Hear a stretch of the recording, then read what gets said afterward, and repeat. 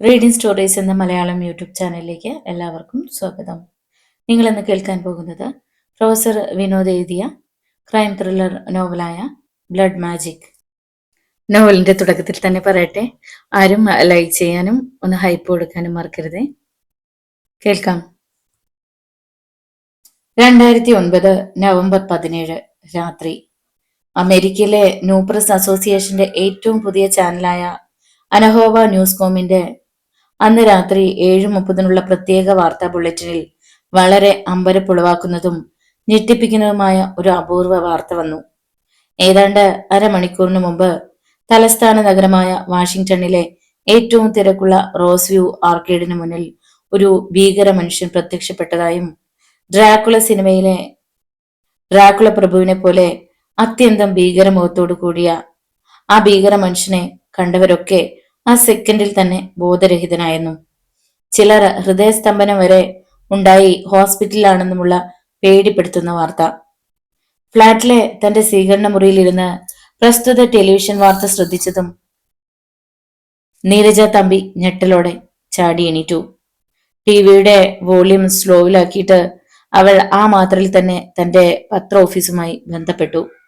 24 വയസ്സുള്ള മലയാളിയാണ് നീരജ തമ്പി എന്ന സുന്ദരി.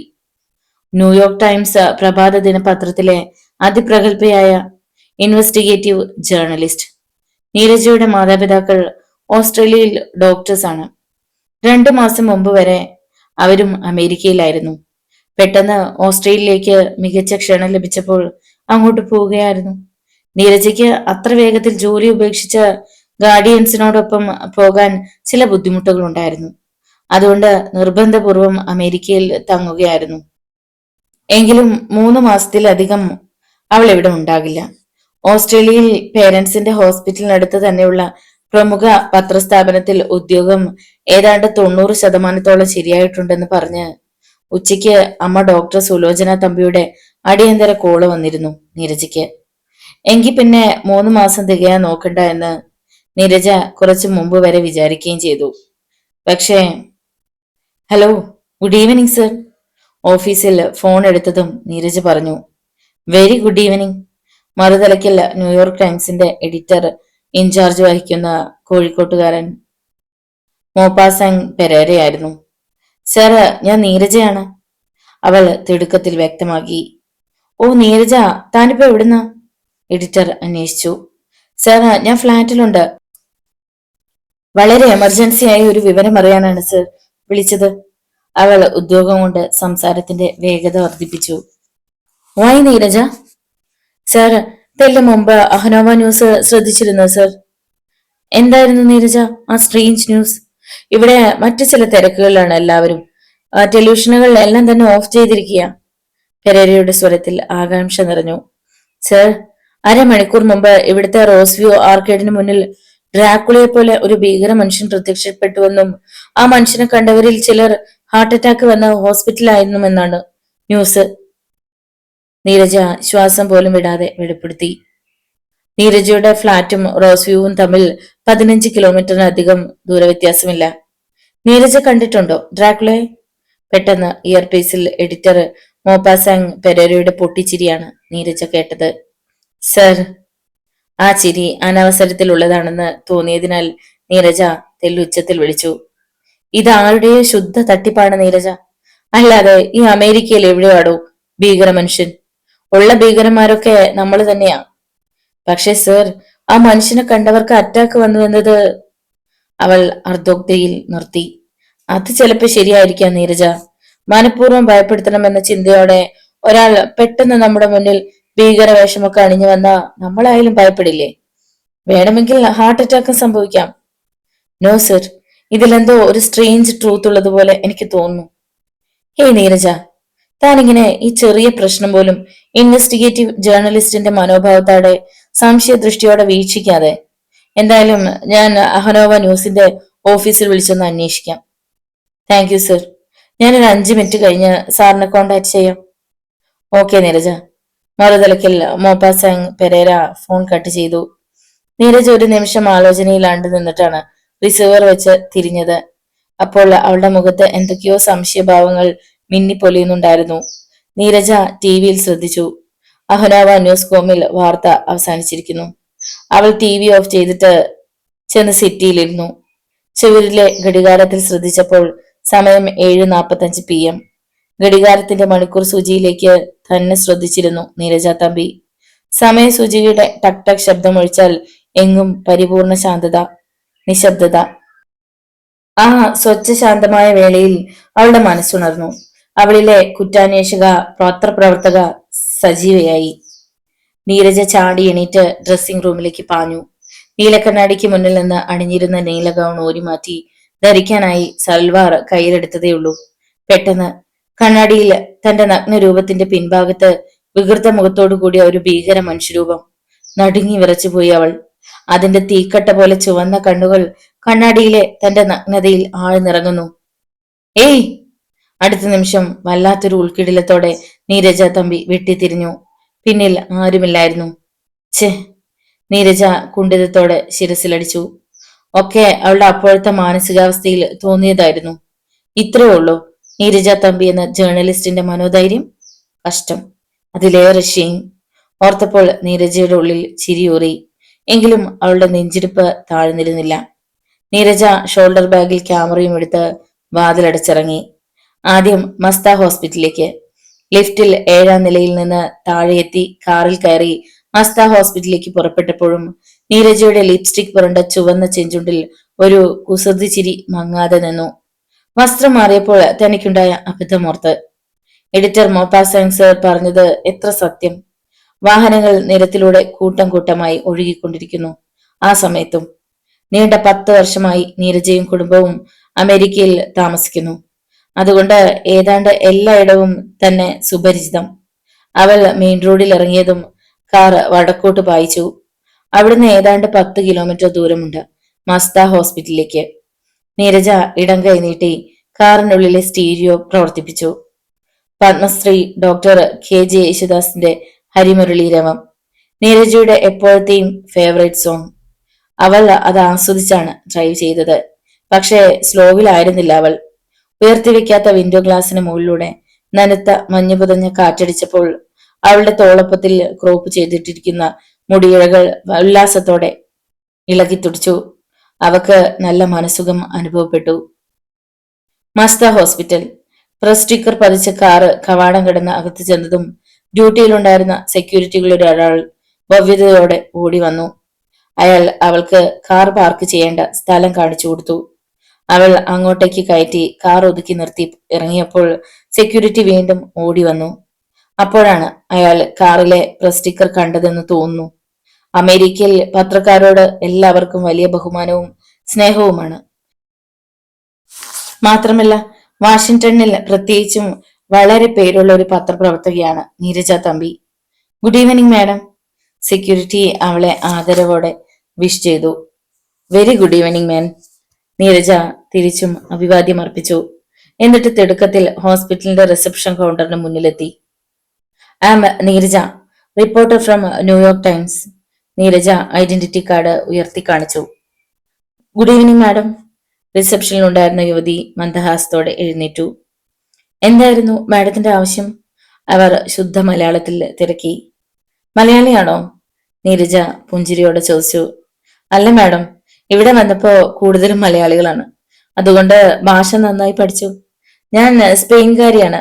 ആ മാഡത്തിന് എന്താണ് വേണ്ടത്? എന്താണ് അറിയേണ്ടത്? പറയൂ. അവൾ കർത്തവ്യനിരതയായി. നീരജ തമ്പി തന്റെ ആഗമനോദ്ദേശം വെളിപ്പെടുത്തി. ഓ ശരിയാണ് മാഡം. ഏതാണ്ട് 1 മണിക്കൂറിന് മുമ്പാണ് അവരെ ഇവിടെ കൊണ്ടുവന്നത്. ആകെ 6 പേര്, 2 സ്ത്രീകളും 4 പുരുഷന്മാരും. പക്ഷെ മാഡം... പെട്ടെന്ന് ആ സ്പെയിൻകാരിയുടെ മുഖം മങ്ങി. നീരജയുടെ നെറുകയിൽ ചുളിവുകൾ വിടർന്നു. അവൾ റിസപ്ഷനിസ്റ്റിന്റെ മുഖത്തേക്ക് ഉത്കണ്ഠയോടെ നോക്കി. 5 പേർ അരമണിക്കൂർ മുമ്പ് മരിച്ചു. 6ാമൻ ക്രിട്ടിക്കൽ സ്റ്റേജിൽ ICUയിലുണ്ട്. My God. നീരജ ആ വിവരം അറിഞ്ഞ് ഞെട്ടിപ്പടഞ്ഞുപോയി. അവൾ വിശ്വാസം വരാത്തതുപോലെ റിസപ്ഷനിസ്റ്റിനെ നോക്കി. യെസ് മാഡം, 5 പേരുടെയും ബോഡി മോർച്ചറിയിലുണ്ട്. ഇത്തരമൊരു സ്ട്രേഞ്ച് കേസായതുകൊണ്ട് പോലീസ് ഇൻവെസ്റ്റിഗേഷൻ ഉണ്ടാവാനിടയുണ്ടായിരിക്കും. എന്തായാലും എവിടുന്ന് ബോഡി വിട്ടുകൊടുത്തിട്ടില്ല. ആരാണ് ഇവരെ ട്രീറ്റ് ചെയ്തത്? നീരജ അങ്ങേയറ്റം ഉദ്യോഗപരിതയായി. ഡോക്ടർ ഡിസൂസയും ജൂനിയേഴ്സുമാണ്. ഡോക്ടർ ഇപ്പോ മാഡം വരുന്നതിന് ജസ്റ്റ് മുമ്പാ വീട്ടിലേക്ക് പോയത്. അവിടെ ഡോക്ടറുടെ മോൾക്ക് മെഡിക്കൽ എൻട്രൻസിന് റാങ്ക് കിട്ടിയതിന്റെ പാർട്ടി നടക്കുക. അപ്പോ ഇവിടെയുള്ള ആളെ, ഇവിടുത്തെ മുഴുവൻ ഡോക്ടർമാരും ചേർന്ന് അയാളെ എങ്ങനെയെങ്കിലും രക്ഷപ്പെടുത്താനുള്ള ശ്രമം നടത്തിക്കൊണ്ടിരിക്കുക ICUവിനുള്ളിൽ, അവൾ വ്യക്തമാക്കി. എന്തിനെ ഡോക്ടർ ഡിസൂസിയെ മീറ്റ് ചെയ്യാൻ സാധിക്കുമോ? ഒരു നിമിഷത്തെ ആലോചനയ്ക്ക് ശേഷം നീരജ സന്ദേഹത്തോടെ ചോദിച്ചു. ഓഫ് കോഴ്സ്, മാഡത്തിന് അത്യാവശ്യമെങ്കിൽ അദ്ദേഹത്തെ വീട്ടിൽ ചെന്ന് കാണാവുന്നതേ ഉള്ളൂ. എന്നാലും അവിടെ ഒരു ഫംഗ്ഷൻ നടക്കുമ്പോ നീരജ ഒന്ന് മടിച്ചു. ഏയ് സാരമില്ല മാഡം, ഞാൻ ഡോക്ടറെ വിളിച്ച് മാഡം ചെല്ലുന്ന വിവരം ധരിപ്പിച്ചേക്കാം. ഇതാ അദ്ദേഹത്തിന്റെ അഡ്രസ്സ്. റിസപ്ഷനിസ്റ്റ് കൗണ്ടറിനുള്ളിൽ നിന്നും ഡോക്ടർ ഡിസൂസയുടെ വീട്ടിലെ വിസിറ്റിംഗ് കാർഡ് എടുത്ത് നീരജയ്ക്ക് കൈമാറി. Doctor D'Souza, Sania Bhavan, east Ghoshery, Washington. Neeraja ഒന്ന് ഓടിച്ചു നോക്കിയിട്ട് റിസപ്ഷനിസ്റ്റിന് താങ്ക്സ് പറഞ്ഞിറങ്ങി. കാറിൽ ഈസ്റ്റ് ഗോഷേരിയിലേക്കുള്ള ഡോക്ടർ ഡിസൂസയുടെ വീട്ടിലേക്ക് തിരിക്കുമ്പോൾ നീരജ തമ്പിയുടെ മനസ്സും ശരീരവും ഒരേപോലെ ഉദ്വേഗഭരിതമായിരുന്നു. ആ അസാധാരണ സംഭവത്തിന്റെ ഞെട്ടൽ ഉള്ളിൽ നിന്നും പൂർണ്ണമായും വിട്ടുമാറിയുന്നതുമില്ല. പ്രധാന നഗരം വിട്ടപ്പോൾ അവൾ കാറിന്റെ വേഗത വർദ്ധിപ്പിച്ചു. രാത്രിയുടെ കറുപ്പിനെ തുളച്ച് നീരജ തമ്പിയുടെ കാറ് റോഡിലൂടെ പറന്നു. ഒപ്പം അവളുടെ ഉപബോധ മനസ്സിൽ ഉത്തരം കിട്ടാത്ത ഒട്ടേറെ ചോദ്യങ്ങളും തീ പിടിച്ച റോക്കറ്റുകൾ പോലെ പൊന്തിയർന്നു വന്നു. 5 പേരുടെ ഹൃദയം സ്തംഭിപ്പിക്കുന്ന ഭീകരതയോടെ റോസ്വ്യൂ ആർക്കേഡിന് മുന്നിൽ പ്രത്യക്ഷപ്പെട്ട ഡ്രാക്കുളയോട് സാദൃശ്യമുണ്ടെന്ന് റിപ്പോർട്ട് ചെയ്യപ്പെട്ട ആ അമാനുഷികൻ ആര്? ഒരേ സമയം 5 മനുഷ്യർ പേടിച്ച് ഹൃദയം സ്തംഭിച്ച് മരിക്കുവാൻ മാത്രം ഭീകരമായ എന്ത് സവിശേഷതകളാണ് അയാളിൽ കാണപ്പെട്ടത്? എന്തായാലും ഇംഗ്ലീഷ് സിനിമാ കഥകളിലെ പോലെ ഡ്രാക്കുള പ്രേതമൊന്നുമല്ല. അല്ലെങ്കിൽ തന്നെ ഈ ആധുനിക കാലഘട്ടത്തിൽ എവിടെയാണ് പിശാചിനും പ്രേതത്തിനും ഒക്കെ സ്ഥാനം? കൊച്ചുകുട്ടികൾക്ക് പോലും ഇപ്പോ പ്രേതമെന്ന് പറഞ്ഞാൽ ഭയമില്ലാത്ത ആധുനിക യുഗം. ഈ പ്രത്യേക സാഹചര്യത്തിൽ റോസ്വ്യൂ ആർക്കേഡിന് മുന്നിലെ ഭീകര മനുഷ്യൻ ഏതോ അതിബുദ്ധിമാന്മാരുടെ സൃഷ്ടി എന്ന് തന്നെ വേണം കരുതാൻ. എങ്കിൽ ആരാണ് ഇതിന് പിന്നിൽ? എന്താണ് അവരുടെ ശരിയായ ലക്ഷ്യം? 5 പേരുടെ മരണം കേവലം ഒരു നേരം പോക്കായി തള്ളിക്കളയാനാവില്ല. സംഭവത്തിൽ ആരുടെയോ ഗൂഢ നീക്കമുണ്ട്. അവർക്ക് കൃത്യമായ ലക്ഷ്യമുണ്ട്. അത് കണ്ടുപിടിച്ചേ തീരൂ. നീരജ മനസ്സിൽ ദൃഢനിശ്ചയം ചെയ്തു. ഹോസ്പിറ്റലിൽ നിന്ന് പുറപ്പെട്ട് 20-ാം മിനിറ്റിൽ അവൾ ഡോക്ടറുടെ സാനിയ ഭവനിലെത്തി. ആ സമയത്ത് അവിടെ മകൾക്ക് മെഡിക്കൽ എൻട്രൻസ് പരീക്ഷയിൽ റാങ്ക് കിട്ടിയതിന്റെ ആഹ്ലാദം പങ്കുവെക്കുന്നതിന്റെ ഭാഗമായി മുറ്റത്തെ ആഘോഷ പന്തലിൽ അതിഥികളെ അഭിസംബോധന ചെയ്യുകയായിരുന്നു ഡോക്ടർ ഡിസൂസ. തെല്ല് ഉയർത്തിക്കിട്ടിയ വേദിയിൽ അവർ മൂവരും മാത്രം. ഡോക്ടർ ഡിസൂസ, പത്നി ഡോക്ടർ മേബിൾ ഡിസൂസ, പിന്നെ അവരുടെ സുന്ദരിയായ മകൾ സാനിയ. ക്ഷണിക്കപ്പെട്ട അതിഥികൾ എല്ലാവരും വേദിക്ക് മുന്നിലെ 100ഓളം കസേരകളിൽ പുഞ്ചിരിക്കുന്ന മുഖവുമായി ഉപവിഷ്ടരായിരുന്നു. സദസ്യർ മുഴുവനും അമേരിക്കയിലെ VIP പദവിയിലുള്ളവർ തന്നെ. ഡോക്ടർ ഡിസൂസയുടെയും പത്നിയുടെയും സുഹൃത്തുക്കളും ബന്ധുക്കളും അഭ്യുദയകാംക്ഷികളും ഒക്കെയുണ്ട്. സാനിയയുടെ മിക്കവാറും ഫ്രണ്ട്സും അവരുടെ ഗാർഡിയൻസും അക്കൂട്ടത്തിലുണ്ട്. നീരജ പന്തലിൽ ആകമാനം ഒന്ന് ഓടിച്ചു നോക്കിയിട്ട് ഏറ്റവും പിന്നിലെ ഒരു കസേരയിൽ സ്ഥാനമുറപ്പിച്ചു. നിമിഷങ്ങൾ കടന്നു. ഡോക്ടർ ഡിസൂസ സംസാരം പെട്ടെന്ന് അവസാനിപ്പിച്ചിട്ട് റാങ്ക് ജേതാവായ മകൾ സാനിയയെ കൊണ്ട് വേദിക്ക് മുന്നിലെ ടേബിളിൽ വച്ചിരുന്ന കൂറ്റൻ കേക്ക് മുറിപ്പിച്ചു. എല്ലാവരും സന്തോഷ സൂചകമായി കൈയടിച്ചു. ഡിസൂസ കേക്കിന്റെ ഒരു പീസ് എടുത്ത് ആദ്യം മകളുടെ വായിൽ വെച്ചു കൊടുത്തു. പിന്നെ മേബിൾ ഡിസൂസയ്ക്കും. സാനിയ ആകട്ടെ ഒരു കഷ്ണം കേക്ക് കൊണ്ട് ഡാഡിയെയും മമ്മിയെയും തൃപ്തരാക്കി. അവർ മെഡിക്കൽ സയൻസിൽ തന്നെ അഭിമാനമായി മാറാൻ പോകുന്ന തങ്ങളുടെ മകളെ സ്നേഹത്തോടെ ഒന്ന് ആശ്ലേഷിച്ചു. കവിളുകളിൽ അരുമയോടെ ചുംബിച്ചു. അതിഥികൾ കരഘോഷം നടത്തി. വൈകാതെ പന്തലിലുടനീളം ഘടിപ്പിച്ചിരിക്കുന്ന സ്റ്റീരിയോഫോണിക് ബോക്സിനുള്ളിൽ പാശ്ചാത്യ സംഗീതം ആരംഭിച്ചു. വർണ്ണ ലൈറ്റുകൾ മിന്നിപ്പൊലിഞ്ഞു. സാനിയ മുറിച്ച കേക്ക് കഷ്ണങ്ങൾ അടുക്കിയ താലവുമായി സദസ്സിലേക്ക് ഇറങ്ങി. അവൾ എല്ലാവർക്കും മധുരം സമ്മാനിച്ചു. നീരജയ്ക്കും ലഭിച്ചു സാനിയയുടെ വശ്യമാർന്ന പുഞ്ചിരിയും മധുരവും. സ്റ്റീരിയോഫോണിക് ബോക്സിനുള്ളിൽ സംഗീതത്തിന് ശബ്ദമേറി. ഡോക്ടർ ഡിസൂസയുടെ പരിചാരകർ അതിഥികൾക്ക് ഭക്ഷണവും മദ്യവും എത്തിച്ചു തുടങ്ങി. നീരജയ്ക്ക് ഇനിയും ക്ഷമിക്കാനായില്ല. ഉള്ളിൽ ഉദ്വേഗത്തിന്റെ കടൽ ആർത്തിരമ്പുകയാണ്. അവർ വേദിയിലുണ്ടായിരുന്ന ഡോക്ടർ ഡിസൂസയുടെ സമീപത്തേക്ക് ചെന്നു. അവളെ കണ്ടതും ഡോക്ടർ പരിചിത ഭാവത്തിൽ ചിരിച്ചു. ഡോക്ടർ, ഗുഡ് ഈവനിങ്, നീരജ മന്ദഹാസത്തോടെ പറഞ്ഞു. Very good evening Neeraja, doctor ഡിസോസയും ഉപചാരത്തോടെ തന്നെ മൊഴിഞ്ഞു. ഡോക്ടർ ഡോക്ടർക്ക് എങ്ങനെ എന്റെ പേര്? നീരജ തമ്പി അതിശയത്തിൽ അദ്ദേഹത്തെ നോക്കി.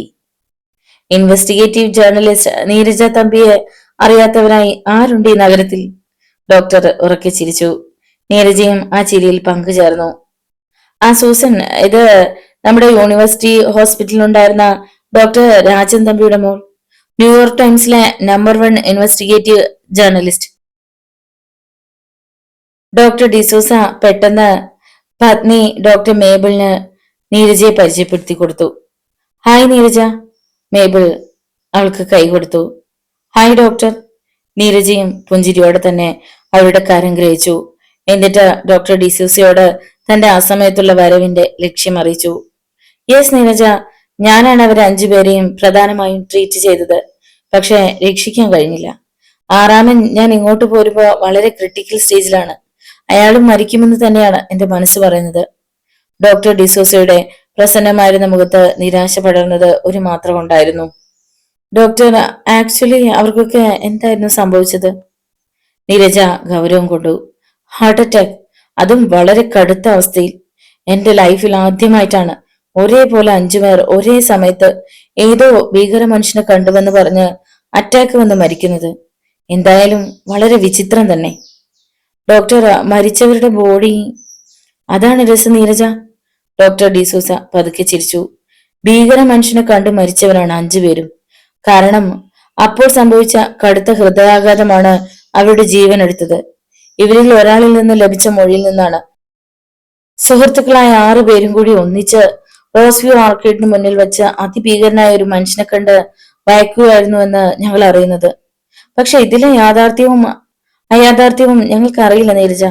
പക്ഷെ ഒന്ന് പറയാം, സംഭവത്തിനിരയായ 6 പേർക്കും ഒരേ സമയത്താണ് അറ്റാക്ക് സംഭവിച്ചിരിക്കുന്നത്. ഇനി ഇവരുടെ കൂട്ടത്തിൽ മറ്റാളുകൾ ഉണ്ടായിരുന്നുവോ, അവർക്കും ഭയപ്പെടുത്തുന്ന അനുഭവം ഉണ്ടായോ എന്നൊന്നും വിശദീകരിക്കുവാൻ അയാൾക്ക് കഴിഞ്ഞിട്ടുമില്ല. അയാളുടെ ഹോസ്പിറ്റലിൽ 6 പേരെ അഡ്മിറ്റ് ചെയ്തിരുന്നു. അതിൽ 5 പേരും മരിച്ചു. ജേർണലിസ്റ്റ് നീരജ തമ്പി അത്യധികം ശ്രദ്ധയോടെ ഡോക്ടർ ഡിസൂസയുടെ മുഖത്തേക്ക് ഉറ്റുനോക്കി. ചുരുക്കത്തിൽ അവിടെ പ്രത്യക്ഷപ്പെട്ട ആ ഭീകര മനുഷ്യനെയാണ് കണ്ടെത്തേണ്ടത്. അത് പോലീസിന്റെ ചുമതലയാണ്. ഞാൻ എന്തായാലും മരിച്ചവരുടെ ബന്ധുക്കളുടെ അഭിപ്രായത്തോടെ തന്നെ പോലീസിൽ വിവരം ധരിപ്പിച്ചിട്ടുണ്ട്. എന്താ സംഭവിച്ചതെന്ന് അറിയണമല്ലോ. യെസ്, നീരജയും ശരിവെച്ചു ആ അഭിപ്രായം. അതുകൊണ്ട് നാളെ പോലീസിന്റെ ഒപ്പീനിയൻ കൂടി അറിഞ്ഞിട്ട് ശവശരീരങ്ങൾ വിട്ടുകൊടുക്കുന്നുള്ളൂ. ഇതിന്റെ പേരിൽ പിന്നീടായാലും നമ്മൾ ക്രൂശിക്കപ്പെടരുതല്ലോ. പെട്ടെന്ന് ഡോക്ടർ ഡിസൂസയുടെ സെൽഫോൺ ശബ്ദിച്ചു. ഹലോ. അയാൾ തെല്ല് മാറി നിന്ന് ഫോൺ അറ്റൻഡ് ചെയ്തു. മാത്രയ്ക്കുള്ളിൽ അയാളുടെ മുഖം വിവരണമാകുന്നത് നീരജ തമ്പി വ്യക്തമായി കണ്ടു. 2 നിമിഷം കഴിഞ്ഞപ്പോൾ ഡോക്ടർ പഴയ സ്ഥാനത്തേക്ക് മെല്ലെ നടന്നു വന്നു. യെസ് നീരജ, ഹോസ്പിറ്റലിൽ ട്രീറ്റ്മെന്റിലായിരുന്ന ആറാമിനും മരിച്ചു. മൈ ഗോഡ്, നീരജ ഞെട്ടലിൽ വിളിച്ചു. വല്ലാത്തൊരു സംഭവമായി പോയല്ലോ ഡോക്ടർ. അവൾ ഡോക്ടറുടെ മുഖത്തേക്ക് തന്നെ നോക്കിക്കൊണ്ട് പറഞ്ഞു. അതെ നീരജ, തികച്ചും വല്ലാത്തത് തന്നെ. പറയുമ്പോൾ ഡോക്ടറുടെ മുഖത്ത് ആകെ നിരാശ മൂടിയിരുന്നു. അരികിൽ നിന്നിരുന്ന ഡോക്ടർ മേബിൾ ഡിസൂസയുടെ വദനത്തിലും നേരിയൊരു ഭീതിയുടെ നടുക്കം വെളിവായി. അവർ പക്ഷെ ഒന്നും പറഞ്ഞില്ല. എങ്കിൽ ഡോക്ടർ, ഞാൻ ഇറങ്ങുന്നു. നീരജ തമ്പി തിടുക്കത്തിൽ പോകാനായി തിരിഞ്ഞു. നീരജയ്ക്ക് ബുദ്ധിമുട്ടുണ്ടാവില്ലെങ്കിൽ ഫംഗ്ഷനിൽ സംബന്ധിച്ചിട്ട് പോയിക്കൂടെ? ഡോക്ടർ ഡിസൂസ ചോദിച്ചു. സംബന്ധിച്ചിട്ട് തന്നെയാണല്ലോ സർ പോകുന്നത്. അതിന്റെ തെളിവല്ലേ ഇത്? അവൾ ഇനിയും കഴിച്ചു തീരാത്ത വലങ്കയിലെ കേക്ക് പീസ് ഉയർത്തി കാണിച്ചു. ഓ, അതിനിയും തീർന്നില്ല. മധുരം മെല്ലെ കഴിക്കാവൂ ഡോക്ടർ, നീരജ മന്ദഹസിച്ചുകൊണ്ട് പറഞ്ഞു. പിന്നെ ഇരുവരെയും യാത്രാനുമതിയോടെ നോക്കിയിട്ട് തിരിഞ്ഞു നടന്നു. പന്തലിൽ ആഘോഷങ്ങൾക്ക് കൊഴുപ്പ് വർദ്ധിച്ചു. സ്റ്റീരിയോഫോണിക് ബോക്സുകളിൽ പാശ്ചാത്യ സംഗീതത്തിന്റെ തകർപ്പൻ മേളം. അതിഥികൾ മദ്യവും ഭക്ഷണവും സേവിച്ചു. പരസ്പരം കരം ഗ്രഹിച്ച് നൃത്തച്ചുവടുകൾ വെച്ചു. സ്ത്രീ പുരുഷ ഭേദമന്യേ ഭാര്യ ഭർത്താവ് വ്യത്യാസം നോക്കാതെ പുരുഷന്മാരും സ്ത്രീകളും തമ്മിൽ പുണർന്ന് നിന്നുള്ള പാശ്ചാത്യ നൃത്തം. തങ്ങൾക്ക് ഇഷ്ടപ്പെട്ട ഇണകളോടൊത്ത് ആമോദം പങ്കിടാൻ ലഭിച്ച അപൂർവ സുന്ദര സുരഭില വേള. അവർക്കൊക്കെ ഇടയിലൂടെ ഒരു വർണ്ണത്തുമ്പിയായി പറന്നുല്ലസിച്ച് നടക്കുന്നു 17കാരിയായ മെഡിക്കൽ എൻട്രൻസ് 1ാം റാങ്ക് ജേതാവ്. കൗമാര തികവിൽ സൗരഭ്യം പടർത്തി വിടർന്നുല്ലസിക്കാൻ കൂമ്പി നിൽക്കുന്ന പൊന്നാമ്പൽ മൊട്ട്. മന്ദമാരുതം പോലും വച്ചുലയ്ക്കാത്ത അചുംബിത പുഷ്പം സാനിയ. ആരൊക്കെയോ അവളെ അഭിനന്ദന സൂചകമായി അരുമയോടെ ചേർത്ത് പിടിച്ച് ആലിംഗനം ചെയ്തു. സാനിയ നന്ദിയോടെ സന്തോഷത്തോടെ അവരുടെയൊക്കെ കവിളിലും കൈവെള്ളയിലും മുത്തി. ചുരുക്കത്തിൽ സാനിയ അതിഥികളിൽ ഒരാളുടെ കയ്യിൽ നിന്ന് മറ്റൊരാളുടെ കൈകളിലേക്ക് മാറി മാറി ഒഴുകുകയായിരുന്നു. ചിലരുടെ ആലിംഗനം അവളുടെ ഇളം മേനിയെ ഞെരുക്കി ശ്വാസം മുട്ടിച്ചു. എന്നാൽ മുഷു തോന്നിയില്ല സാനിയയ്ക്ക്. മനസ്സും ശരീരവും റാങ്ക് നേടിയ ആഹ്ലാദത്താൽ നിയന്ത്രണം വിട്ട പട്ടം പോലെ മേലേക്ക് പറക്കുകയായിരുന്നു. ഇറുകിയ മുട്ടപ്പുമുള്ള നീല മിഡിയും വെളുത്ത മുറിക്കയും ടോപ്പുമായിരുന്നു അവളുടെ വേഷം. മെഡിക്കൽ എൻട്രൻസിൽ മോശമല്ലാത്തൊരു റാങ്ക് ഹോൾഡർ ആവുക എന്നത് അവളുടെ ജീവിത ലക്ഷ്യം തന്നെയായിരുന്നു. അതിനായി പാടുപെട്ട് പഠിച്ച വേളകൾ, ഉറക്കമില്ലാത്ത രാവുകൾ, ഡോക്ടേഴ്സായ പാരന്റ്സിന്റെ സ്റ്റഡി ക്ലാസുകൾ. ഒടുവിൽ ആഗ്രഹിച്ചതിലും മുന്നിലെത്തി ഫസ്റ്റ് റാങ്ക്. അതിന്റെ ആഘോഷ തിമർപ്പിലായിരുന്നു സാനിയ. സമയം കടക്കുന്തോറും ചടങ്ങ് കൊഴുത്തു. ആട്ടവും പാട്ടും ഉച്ചസ്ഥായിലായി. സ്ത്രീകളിൽ ചിലർക്ക് മദ്യലഹരിയിൽ ചുവട് പിഴച്ചു. ഒട്ടുമിക്കവരുടെയും വസ്ത്രങ്ങൾ സ്ഥാനം തെറ്റി കാഴ്ചക്കാർക്ക് വികാരം ജനിപ്പിക്കുന്ന തരത്തിലുള്ള നഗ്നഭാഗങ്ങൾ വെളിവായി. അകത്ത് ക്ലോക്കിൽ 12 മണിയടിച്ചു. പെൻഡുലം പെട്ടെന്ന് നിശ്ചലമായി. അടുത്ത നിമിഷം അതാ സ്ത്രീകൾക്കിടയിൽ 6 അടിയോളം ഉയരത്തിലുള്ള അജാനുബാഹുവായ ഒരു അപരിചിതൻ. അയാൾ ഇത്ര നേരവും ആൾക്കൂട്ടത്തിലെങ്ങും ഉണ്ടായിരുന്നില്ല. എവിടുന്നോ ഞൊടിയിടയ്ക്കുള്ളിൽ പ്രത്യക്ഷനായതുപോലെ. കറുത്തിറുകിയ ജീൻസും കോളറില്ലാത്ത ചുവന്ന ബനിയനും ധരിച്ച്. അയാളുടെ ഇരു കൈകൾക്കും വല്ലാത്ത നീളമുണ്ടായിരുന്നു. കാഴ്ചയിൽ ബലിഷ്ഠവും മാത്രമല്ല, വിരലുകൾ കഴുകന്റെ പോലെ നീണ്ടിട്ട് അറ്റം ചുരുണ്ട് കൂർത്തിരുന്നു. കഷണ്ടി തല, തിരുനെറ്റിയിൽ മൂക്കിൻ തുമ്പ് വരെ വെട്ടി പിളർപ്പിച്ചിട്ട് കൂട്ടിയോജിപ്പിച്ചതുപോലെ മുറിവുണങ്ങിയ നീളത്തിലുള്ള പാട്. കണ്ണുകൾ രണ്ടും വളരെ വലുപ്പത്തിൽ ഉരുണ്ടും ചെഞ്ചായം കലക്കിയതുപോലെ ചുവന്നും കാണപ്പെട്ടു. ചുവപ്പ് ഇടകലർന്ന പുരികക്കൊടികൾ തേരട്ടയുടെ കാലുകൾ പോലെ അറപ്പുളവാക്കുന്നു. നീണ്ട നഖങ്ങളുള്ള അയാളുടെ കറുത്ത രോമം നിറഞ്ഞ കാൽപാദങ്ങളിൽ ഷൂവോ ചെരുപ്പോ ഉണ്ടായിരുന്നില്ല. ആരാലും അസാധാരണമായി ശ്രദ്ധിക്കപ്പെടാതെ ആ മനുഷ്യൻ സ്ത്രീകൾക്കിടയിലൂടെ ആരെയോ തിരഞ്ഞു നടന്നു. അവസാനം ആരുടെയോ കയ്യിൽ നിന്ന് താഴെ വീണുടഞ്ഞ മദ്യപ ചഷകം കുനിഞ്ഞു പെറുക്കിയെടുക്കാൻ തുടങ്ങുന്ന സാനിയുടെ മേൽ അയാളുടെ ക്രുദ്ധമായ നോട്ടമെത്തി നിന്നു. പൊടുന്നനവെ ആ മനുഷ്യന്റെ പുരികക്കൊടികളിൽ നേർത്തൊരനക്കം. കണ്ണിൽ പൈശാചികവും ഭയാനകവുമായ തിളക്കം. അയാൾ സാനിയെ നോക്കി മെല്ലെ ചുണ്ടുകൾ അനക്കി ശബ്ദമുണ്ടാക്കി. പാമ്പിന്റെ സീൽക്കാരം പോലെ. സാനിയ പെട്ടെന്ന് മുഖമുയർത്തി. എന്തോ അയാളെ കണ്ടതും അവളിൽ ഒരു ഞെട്ടൽ പ്രകടമായി. അപരിചിതത്വവും പൈശാചികത്വവും അവൾക്ക് അനുഭവപ്പെട്ടു. അയാൾ അവളെ ഇരു കൈകളും നീട്ടി തന്നിലേക്ക് ക്ഷണിച്ചു. സാനിയ ഭയത്തോടെ പിന്നോക്കം മാറി. ആ മനുഷ്യൻ അവളുടെ അരികിലേക്ക് നടന്നെടുത്തു. സാനിയ ഭയചകിതയായി. അവൾ ചുറ്റിനു നോക്കി. ആരും തന്നെയോ അപരിചിതനായ മനുഷ്യനെയോ ഒന്ന് ശ്രദ്ധിക്കുന്നത് പോലുമില്ല. എതിരെ നടന്നെടുക്കുന്ന അസാധാരണക്കാരനായ മനുഷ്യന്റെ നെറ്റിക്ക് നടുവിലെ വടുവിൽ നിന്ന് ഈച്ചക്കൂട്ടം വല്ലാത്ത ഇരമ്പലോടെ പറന്നു പെരുകുന്നതായും അയാളുടെ പുരികക്കൊടികൾ തേരട്ടയെ കണക്ക് 1000 കാലുകൾ അനക്കി ഇഴയുന്നതായും അയാളുടെ കടവായിൽ നിന്ന് നെഞ്ചോളം എത്തുന്ന ചുവന്ന നാക്ക് തന്റെ നേർക്ക് ഫണം വിരിച്ച സർപ്പത്തെ പോലെ ചീറിയടുക്കുന്നതായും അനുഭവപ്പെട്ടു അവൾക്ക്. സാനിയ വല്ലാത്ത അറപ്പോടും പേടിയോടും കൂടി അലറിക്കരഞ്ഞു. എന്നാൽ ശബ്ദം ഒട്ടും പുറത്തേക്ക് വന്നില്ല. അടുത്ത നിമിഷം ആ മനുഷ്യൻ സാനിയയെ തന്റെ നീളമേറിയ കരങ്ങൾ നീട്ടി ചുറ്റിപ്പിടിച്ചു. പിന്നെ അവളെ നിഷ്പ്രയാസം എടുത്ത് തോളിൽ കമിഴ്ത്തിയിട്ട് വെളിയിലെ ഇരുട്ടിൽ ചാടി മറഞ്ഞു. അർദ്ധരാത്രി 12 മണിയോടടുത്ത സമയം.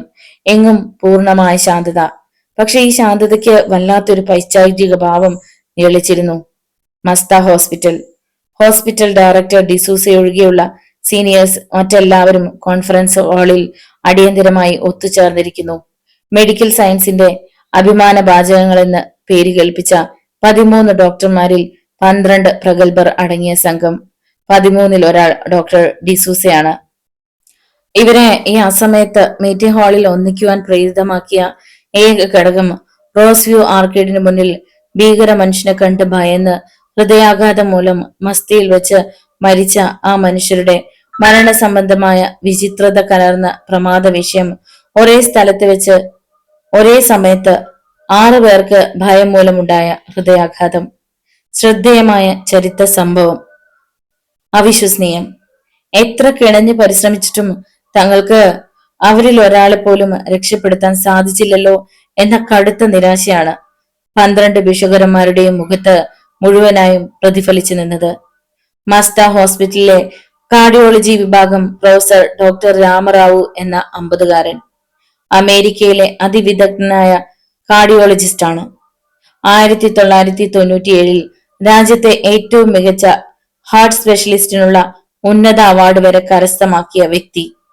മസ്തയിൽ തന്റെ കീഴിലും മറ്റു മെഡിക്കൽ വിഭാഗങ്ങളിലും ഉൾപ്പെട്ട ബാക്കി 11 പേരും മോശക്കാരല്ല. ഓരോരുത്തർക്കും അവരുടേതായ പ്രതിച്ഛായ ഉണ്ട് വൈദ്യശാസ്ത്ര രംഗത്ത്. അതാണ് വാഷിംഗ്ടൺ നഗരത്തിൽ മസ്തയെ നമ്പർ 1 ഹോസ്പിറ്റലായി ഉയർത്താൻ കാരണമാക്കിയത്. മസ്തയിൽ ഏറ്റവും അധികം എത്താറുള്ളതും ഹാർട്ട് സംബന്ധമായ സ്പെഷ്യൽ കേസുകളാണ്. പ്രവർത്തന കാലയളവായ കഴിഞ്ഞ 7 വർഷത്തിനിടെ ആയിരക്കണക്കിന് ഹാർട്ട് കേസുകളിൽ പരിപൂർണ വിജയവും കൈവരിച്ചിട്ടുണ്ട്.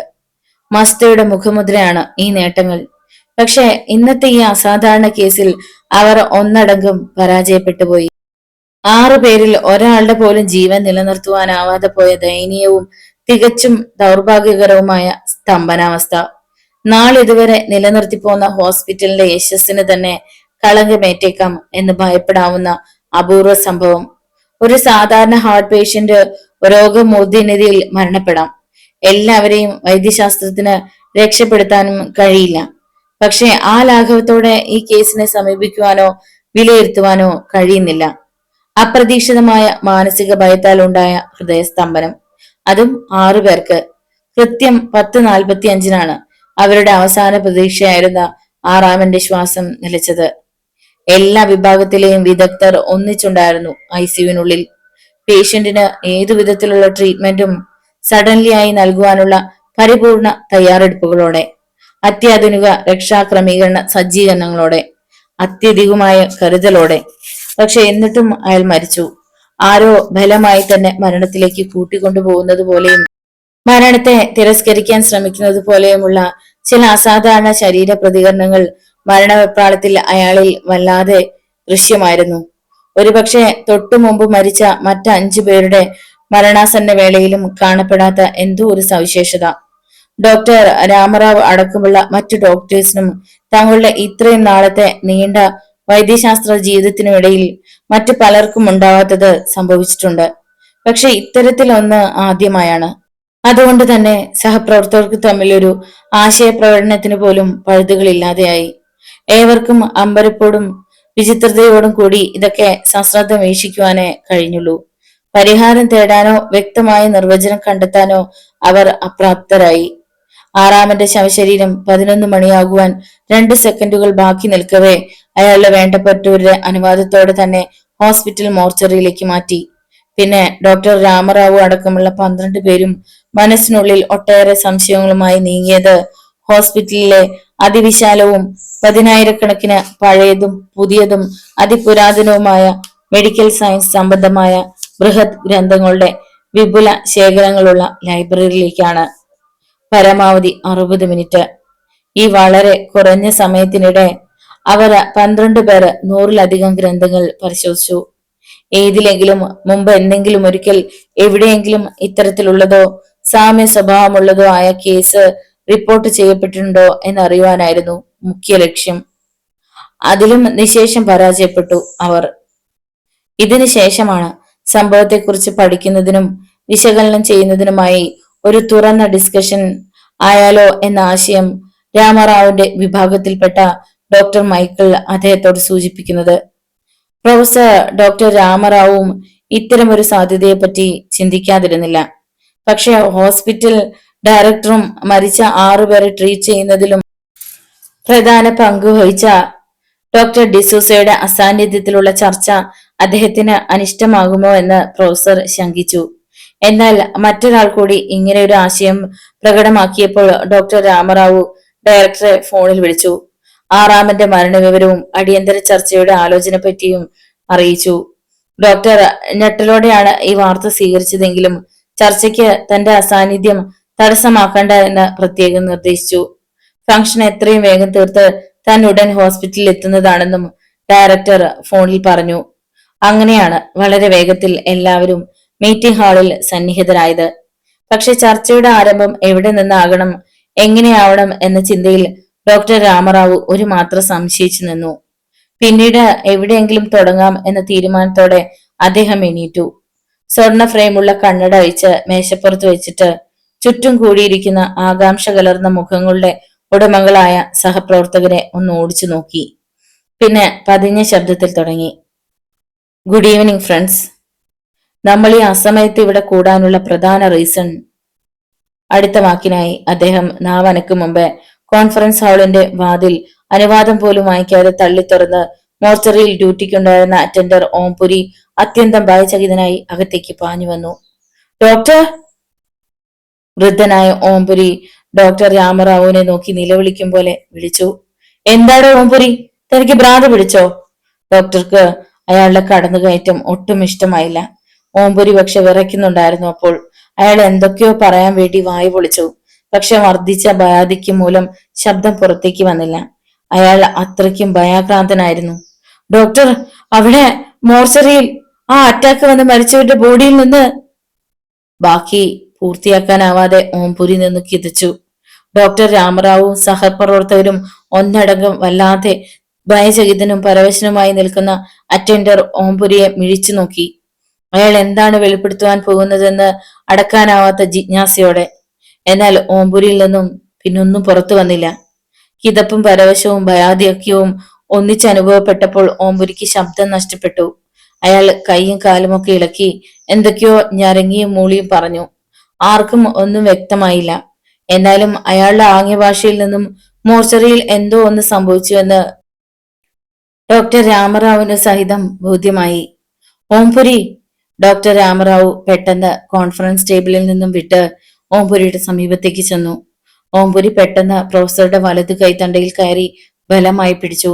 പിന്നെ അദ്ദേഹത്തെ ആഞ്ഞു വലിച്ചുകൊണ്ട് പുറത്തേക്ക് ഓടി. അതോടെ ഡോക്ടർ രാമറാവുവിന് ഉത്തമ ബോധ്യമായി അവിടെ അസംഭവ്യമായത് എന്തോ നടന്നുകൊണ്ടിരിക്കുകയാണെന്ന്. രാമറാവു ഓംപുരിക്ക് വഴങ്ങി ഓടി. അവർക്ക് പിന്നാലെ കോൺഫറൻസ് ഹാളിലുണ്ടായിരുന്ന ബാക്കി ഡോക്ടേഴ്സും. ഇരുൾമേയുന്ന ഇടുങ്ങിയ കോറിഡോറിന് അങ്ങേയറ്റത്ത് ഹോസ്പിറ്റൽ ബിൽഡിംഗിൽ നിന്നും തെല്ലകലെയാണ് പ്രത്യേകമായി പണി കഴിപ്പിച്ചിരുന്ന മോർച്ചറി. അങ്ങോട്ട് ചെല്ലാൻ 6 അടി വീതിയുള്ള മാർബിൾ പാതയുണ്ട്. ഹോസ്പിറ്റൽ കോറിഡോർ അവസാനിച്ചതും നല്ല ഇരുട്ട്. ഇരുട്ടിന് വല്ലാത്തൊരു ഭീകരഭാവം, പൈശാചികത ഉളവാക്കുന്ന രാത്രിരവം. മാർബിൾ പാത കടന്ന് മോർച്ചറിക്ക് മുന്നിലെത്തിയതും ഓംപുരി ഡോക്ടറുടെ കയ്യിൽ പിടുത്തം വിട്ടു. അപ്പോൾ എങ്ങനെയോ അയാൾക്ക് സംസാരിക്കാനുള്ള ശേഷി കൈവന്നിരുന്നു. Doctor, come come. ഓംപുരി വെള്ള പാൻസിന്റെ കീശയിൽ നിന്ന് ചാവിയെടുത്ത് മോർച്ചറിയുടെ ചില്ലുവാതിൽ അകത്തേക്ക് തള്ളി തുറന്നിട്ട് ഡോക്ടറെ അടക്കത്തിൽ കൈമാടി വിളിച്ചു. ഡോക്ടർ രാമറാവു പിന്നോട്ട് തിരിഞ്ഞു നോക്കി. സഹപ്രവർത്തകർ പിന്നിൽ തന്നെയുണ്ട്. Please wait. അദ്ദേഹം അവരെ നോക്കി പതുക്കെ മന്ത്രിച്ചിട്ട് അറ്റൻഡർക്കൊപ്പം അകത്തേക്ക് കയറി. വാതിൽ അടഞ്ഞു. മോർച്ചറി. 50-ലധികമുള്ള ഫ്രീസറുകളിൽ മുഴുവൻ ശവശരീരങ്ങൾ. ബാക്കി കുറെ എണ്ണത്തിനെ വെറുതെ മരുന്ന് തളിച്ച സ്ട്രക്ചറിൽ ഒരിറ്റു തുണി പോലും ഇട്ട് മൂടാതെ കിടത്തിയിരിക്കുന്നു. അവകാശികൾ ഉള്ളതും ഇല്ലാത്തതുമായ ഒട്ടേറെ ശവശരീരങ്ങൾ. ഡോക്ടർമാർ പഠന വിധേയമാക്കിക്കൊണ്ടിരിക്കുന്ന ചിലവ ഒരിടത്ത് പ്രത്യേകം മാറ്റിയിട്ടിരിക്കുന്നു.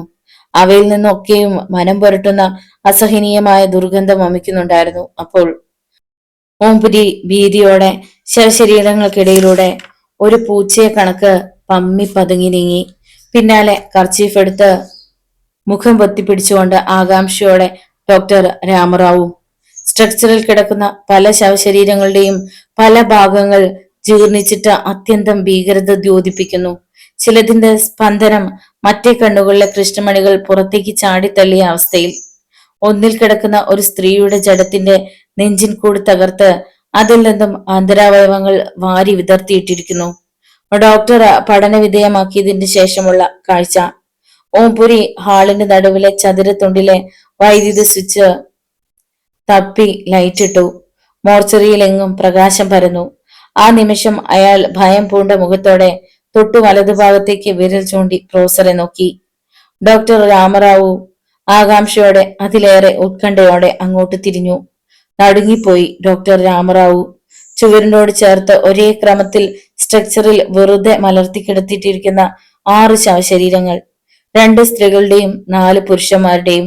ആ ശവശരീരങ്ങളിൽ ഓരോന്നിലും ഉടനീളത്തിൽ ചെറുനാരങ്ങ വലുപ്പത്തിലുള്ള ഒട്ടേറെ ചുവപ്പിലും തവിട്ടിലുമുള്ള മുഴകൾ ഉറഞ്ഞുകൂടുന്നു. തിളച്ച എണ്ണയിൽ പപ്പടം പൊള്ളുന്ന ചെറു ശബ്ദത്തോടെ പൊട്ടിമുളക്കിയാണ് 100 കണക്കിന് മുഴകൾ. ചിലത് വീർത്തിട്ട് പൊട്ടുമ്പോൾ അതിൽ നിന്നും രക്തത്തോടും ചലത്തോടുമൊപ്പമുള്ള സേമിയത്തരികൾ വലിപ്പത്തിലുള്ള പുഴുക്കൾ പിടച്ചിലോടെ ചുറ്റിനു തെറിക്കുന്നു. My God! 6 ശവശരീരങ്ങളിലും ഒരേ സമയം ആവർത്തിക്കപ്പെടുന്ന ഭീമത്സവും വികൃതവും അറപ്പുളവാക്കുന്നതുമായ ആ പ്രക്രിയ കണ്ട് ഡോക്ടർ രാമറാവു കണ്ണുമിഴിച്ചു. നോവലിന്റെ തുടർന്നുള്ള ഭാഗങ്ങൾ കേൾക്കുന്നതിന് വേണ്ടി ചാനൽ സബ്സ്ക്രൈബ് ചെയ്യുക. നിങ്ങളുടെ വിലയേറിയ അഭിപ്രായങ്ങളും നിർദ്ദേശങ്ങളും കമന്റ് ബോക്സിൽ രേഖപ്പെടുത്തുക. വീഡിയോ ഇഷ്ടമായാൽ ഒന്ന് ലൈക്ക് ചെയ്ത് മറ്റു സുഹൃത്തുക്കൾ കൂടി ഷെയർ ചെയ്ത് നൽകുക. വീണ്ടും കാണാം. നന്ദി.